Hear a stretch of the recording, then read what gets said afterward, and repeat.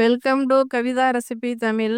இன்னைக்கு பார்க்க போகிற ரெசிபி ஒரு அருமையான, ரொம்ப எளிமையான மூக்கடலை குழம்பும், புடலங்காய் கூட்டு மாதிரி செய்யலாம். நான் பொரியல் தான் பண்ண போகிறேன். எப்படி செய்யலாங்கிறத வாங்க பார்க்கலாம். சாப்பாடுக்கு தான் செய்ய போகிறேன். நீங்கள் இந்த மாதிரி செஞ்சு குழந்தைங்களுக்கு லஞ்சு பாக்ஸாகவும் கொடுக்கலாம்.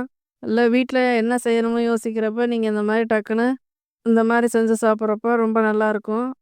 சத்தானதாக சாப்பிட்டோம்னு ஒரு திருப்தி இருக்கும். ஏன்னா இந்த மூக்கடலையில் ரொம்ப புரோட்டீன்லாம் இருக்குது. குழந்தைங்க சாப்பிடாம இருக்கப்ப இந்த மாதிரி செஞ்சு கொடுங்க, நல்லாயிருக்கும்.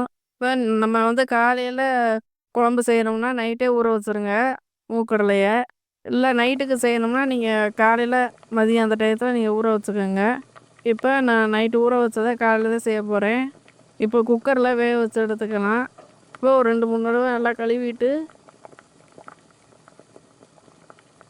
இப்போ குக்கரில் சேர்த்துக்கோங்க. அந்த மாதிரி மூழ்கிற அளவுக்கு தண்ணி இது கூட சேர்த்துட்டு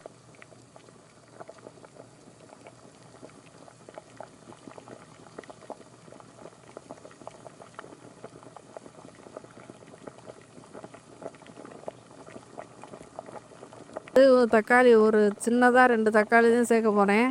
ஏன்னா இதில் புளியும் நம்ம கரைச்சி ஊற்றுறதுனால ரொம்ப புளிப்பாயிரும் குழம்பு. அதனால் நம்ம கம்மியாகவே தக்காளி சேர்க்கணும். இப்போ உப்பு சேர்த்தாச்சு.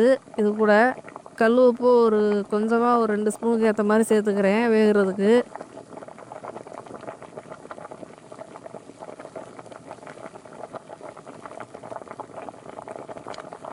திரும்ப நம்ம குழம்பு கூட்டி வைக்கிறப்ப கம்மியாக இருந்துச்சுன்னா நம்ம சேர்த்துக்கலாம் இடையில கூட.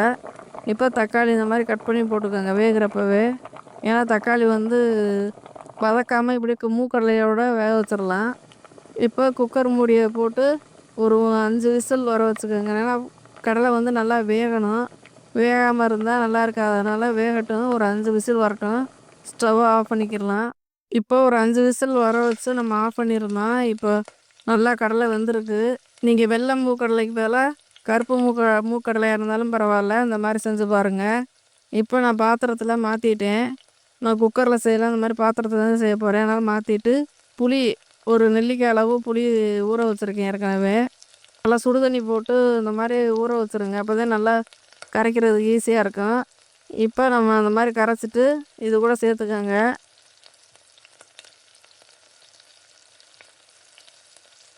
சேர்த்துட்டு நம்ம மசாலா சேர்க்கணும். நான் வீட்டில் அரைச்ச குழம்பு மசாலா தான் சேர்க்க போகிறேன். இப்போ ஒரு 2 ஸ்பூனுக்கு ஏற்ற மாதிரி மிளகாத்தூள் சேர்த்துருக்கேன். இது கூட ஒரு 3 ஸ்பூன் 4 ஸ்பூன் ஏற்ற மாதிரி நீங்கள் குழம்புக்கு ஏற்ற மாதிரி குழம்பு தூள் சேர்த்துக்கோங்க. அந்த மாதிரி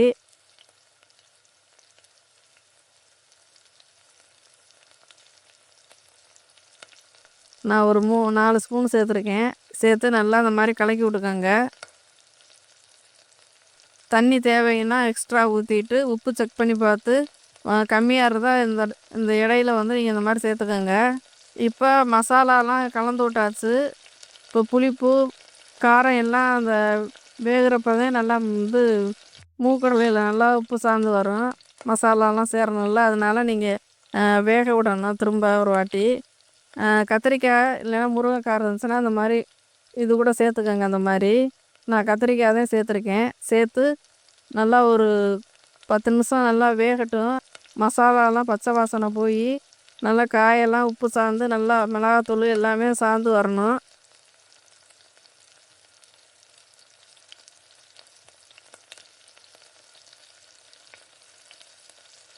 இப்போ அதுக்கு முன்னாடி நம்ம தேங்காய் துருவி எடுத்துக்கிட்டாலும் சரி, இந்த மாதிரி இல்லைன்னா கட் பண்ணிவிட்டு கொஞ்சோண்டு சோம்பு கசகசா போட்டு அரைச்சிக்கலாம். இல்லைன்னா நீங்கள் முந்திரி இருந்தால் கூட நீங்கள் அரைச்சிக்கலாம். அந்த மாதிரி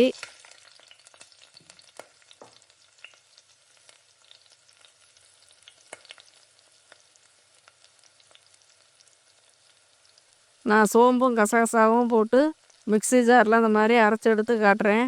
இப்போ தேங்காயை விழுது மாதிரி அரைச்சி ஒரு பேஸ்ட்டாக எடுத்துக்கோங்க. ரொம்ப நைஸாகவும் இல்லாமல் ரொம்ப கொரகொரப்பாகவும் இல்லாமல் கரெக்டான அளவில் இந்த மாதிரி அரைச்சி எடுத்துக்கோங்க. இப்போ குழம்பு தண்ணியாகவே இருக்குது. கொஞ்சம் திக்காகணும்னா கொஞ்சம் நேரம் ஒரு 5 நிமிஷம் அப்படியே ஸ்டவ்வை கம்மி பண்ணி வச்சுருங்க. இப்போ ஒரு தாளிப்பு கொடுத்துக்கலாம். நான் சின்ன வெங்காயம் ஒரு கைப்பிடி உரித்து இந்த மாதிரி கட் பண்ணி எடுத்து வச்சுருக்கேன். நீங்கள் வந்து பெரிய வெங்காயம் இருந்தால் கூட எடுத்துக்கோங்க இந்த மாதிரி. இப்போ எண்ணெய் ஒரு குழிக்கரண்டி எண்ணெய் சேர்த்துருக்கேன். எண்ணெய் நல்லா சூடானதுக்கு பின்னாடி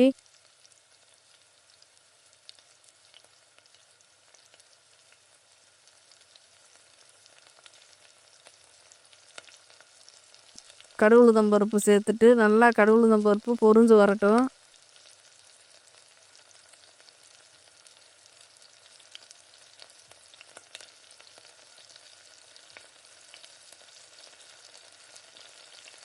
இப்போ இது கூட வெங்காயம், கருவேப்பிலை இது ரெண்டையும் சேர்த்து நல்லா வதக்கணும்.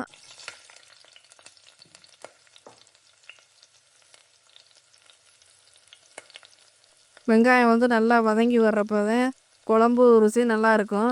அதுவரையும் நீங்கள் பொறுமையாக நல்லா வதக்கிக்கோங்க. ஸ்டவ்வை வந்து கம்மி பண்ணி வச்சுட்டு நல்லா வதக்கணும். இப்போ பெருங்காயத்தூள் வந்து நான் சேர்த்துக்கிறேன். ஒரு அரை ஸ்பூனுக்கு ஏற்ற மாதிரி சேர்த்துக்கோங்க.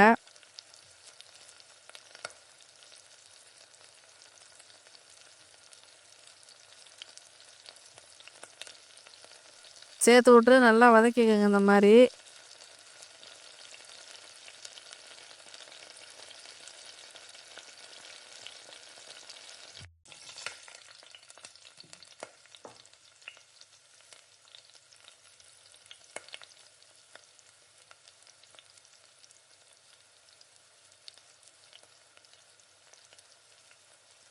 ஸ்டவ்வை கூட்டி குறைச்சி வச்சு இந்த மாதிரி நல்லா வதக்கி விட்டுக்கோங்க. நல்லா வதக்கி விட்டு நல்லா கலர் மாதிரி வரும். கலர் மாதிரி வந்த உடனே நல்லா கருகாத அளவுக்கு நல்லா வதக்கி விட்டு ஒரு 2 நிமிஷம் ஒரு 3 நிமிஷம் அப்படியே வதக்கிக்கிட்டே இருங்க. நல்லா வதங்கினதுக்கு பின்னாடி இந்த குழம்பை இது கூட மாற்றி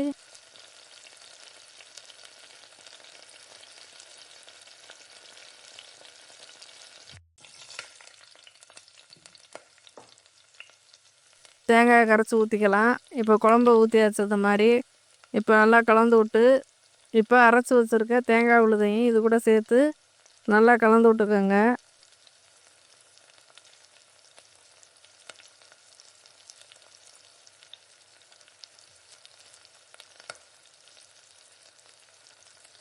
இப்போ தேங்காய் விழுதை சேர்த்தாச்சு. நல்லா கலந்து விட்டு ரொம்ப நேரம் கொதிய விடக்கூடாது. தேங்காய் ஊற்றிட்டா அப்படியே ஒரு கொதி 2 கொதி அப்படி வந்தோடனே நீங்கள் ஸ்டவ்வை ஆஃப் பண்ணிக்கோங்க. இப்போ மூடி போட்டு வச்சுக்கலாம். இப்போ ஒரு அருமையான மூக்கடலை குழம்பு ரெடி ஆயிடுச்சு. நம்ம வந்து ஒரு பொரியல் பண்ணிக்கிடலாம். இப்போ புடலங்காய் பொரியல் தான் பண்ண போகிறேன். அதை கட் பண்ணிவிட்டு வதக்கி விட்றத காட்டுறேன். இப்போ அந்த புடலங்காயை அந்த மாதிரி கட் பண்ணிக்கோங்க. நல்லா மெல்லிசா இந்த மாதிரி நல்லா பொரியலுங்கிறதுனால கொஞ்சம் வேகணும் சீக்கிரமே. அதனால் இந்த மாதிரி கட் பண்ணிக்கோங்க. இப்போ வெங்காயம் கட் பண்ணி எடுத்து வச்சுருக்கேன். கருவேப்பிலை, புடலங்காயம் வந்து நீர் சத்து இருக்குது. நீங்கள் கழுவி நல்லா தண்ணியே இல்லாமல் ஒட்ட எடுத்துக்கோங்க. இப்போ இதே குக்கரில் தான் நல்லா வதக்கி விட போகிறேன். தேவைக்கு ஏற்ற மாதிரி எண்ணெய் சேர்த்து எண்ணெய் நல்லா சூடாகணும். சூடானதுக்கு பின்னாடி பாசிப்பருப்பு நம்ம வேக வைக்கிறதுக்கு பாசிப்பருப்பு எடுப்போம்ல, அதை வந்து இந்த மாதிரி பொரியலுக்கு நீங்கள் சேர்த்து செய்கிறப்ப ரொம்ப நல்லாயிருக்கும். அதை இது கூட சேர்த்துக்கலாம். ஒரு 2 ஸ்பூனுக்கு சேர்த்துருக்கேன். இப்போ எண்ணெயோட நல்லா கலர் மாதிரி வரட்டும். அது வரையும் நல்லா இந்த மாதிரி கரண்டியில் நல்லா இந்த மாதிரி வறுத்துக்கோங்க. இப்போ இது கூட அரை ஸ்பூன் சோம்பு,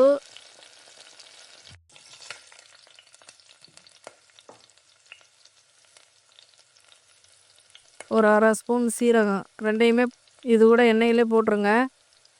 அதுவும் பொரிஞ்சு வர்றப்ப கடுகு உளுந்தம் பருப்பு சேர்த்துக்கலாம். இப்போ சீரகம் சோம்பு அரை ஸ்பூன் சேர்த்துட்டோம். இப்போ கடுகு உளுந்தம் பருப்பு இது கூட ஒரு அரை ஸ்பூனுக்கு சேர்த்துக்கலாம். இப்போ நல்லா கடுகு நல்லா பொரிஞ்சு வருது. இப்போ நம்ம வெங்காயத்தை சேர்த்துக்கலாம். இப்போ சின்ன வெங்காயம் தான் எடுத்து இது கூட சேர்த்துருக்கேன். நீங்கள் பெரிய வெங்காயம் இருந்தால் கூட நீங்கள் சேர்த்துக்கோங்க. அந்த மாதிரி சின்ன வெங்காயம் சேர்த்து வதக்கிறப்ப நல்லாயிருக்கும்.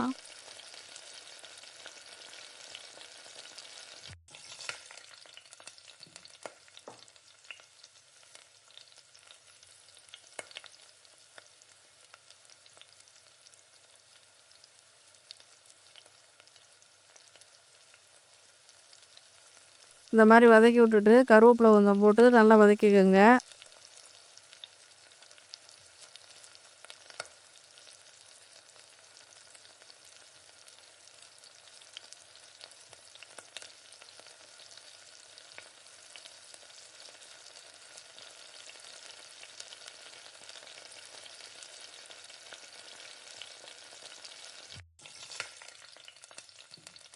ஒரு 2 நிமிஷம், ஒரு 3 நிமிஷம் நல்லா வெங்காயம் வதங்குறதுக்கு கொஞ்சம் டைம் எடுக்கும். நீங்க அதுவரையும் பொறுமையா அந்த மாரி வதக்கி விட்டுக்கோங்க. இப்போ வரமிளகா ஒரு 2, 3 வரமிளகா அது கூட இந்த மாரி வெங்காயத்தோட சேர்த்துக்கங்க. இது இல்லைன்னா நீங்க பச்சை மிளகா கூட சேர்த்துக்கலாம். காயும் பச்சையா இருக்குது. அதனால நீங்க இந்த மாரி மிளகா போடுறப்போ குழந்தைங்க சாப்பிட்றப்ப எடுத்து போடாம சாப்பிட்டா காரமாயிரும். அதனால நீங்க இந்த மாரி வரமிளகாய சேர்த்துக்கங்க. நல்லா எண்ணெயிலே நல்லா வதக்கி விட்டுட்டு, இந்த மாரி கருவேப்பிலை கொஞ்சம் போட்டு நல்லா வதக்கி விடுங்க.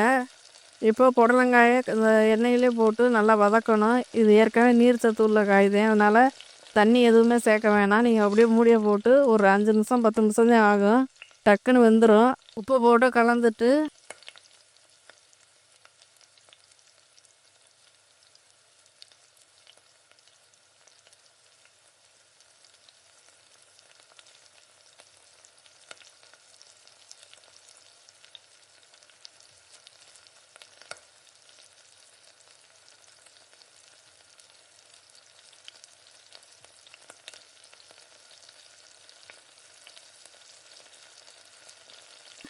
அப்படியே மூடி போட்டு வச்சுக்கோங்க. பார்க்குறப்ப காய் வேக லேட் ஆகிற மாதிரி தான் இருக்கும். ஆனால் டக்குன்னு வெந்துடும்.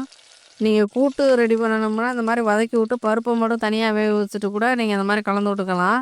இப்போ ஒரு 5 நிமிஷம் ஆகட்டும். திரும்ப ஓப்பன் பண்ணி பார்க்கலாம். இப்போ 5 நிமிஷம் ஆயிடுச்சு. காய் இந்த அளவுக்கு நல்லா வெந்திருக்கு. இது கூட மசாலா சேர்த்துக்கலாம். சீரகம் சோம்பு அரைச்ச தூள் தான் இது கூட சேர்த்துட்டு கொஞ்சம் கரம் மசாலா தூள் லைட்டாக சேர்த்து விடுங்க. கொஞ்சம் நல்லா வாசனையாக இருக்கும். லைட்டாக அந்த தூளையும் சேர்த்து நல்லா கிளறி விட்டேன்.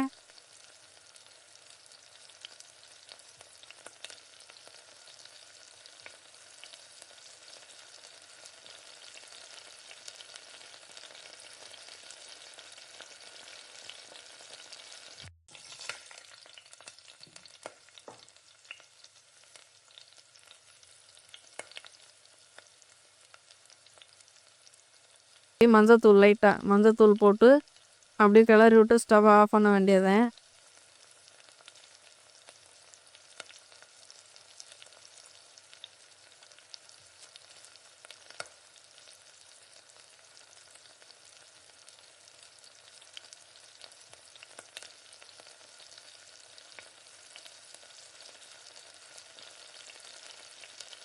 இப்போ தேங்காயை வந்து நல்லா மிக்சியில் ஒரு சுற்று சுற்றிட்டு இது கூட சேர்த்துக்கோங்க. இந்த மாதிரி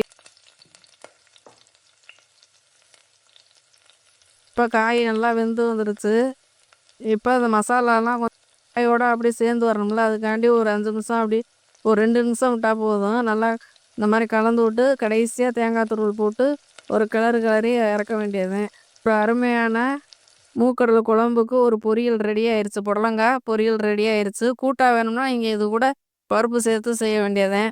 இப்போ மதிய சாப்பாட்டுக்கு மூக்கடலை குழம்பு இந்த மாதிரி புடலங்காய் அப்பளம் வச்சு சாப்பிட்றப்போ ரொம்ப நல்லாயிருக்கும். நீங்கள் வந்து குழந்தைங்களுக்கு லஞ்சு பாக்ஸாக கூட நீங்கள் இந்த மாதிரி ரெடி பண்ணி கொடுங்க.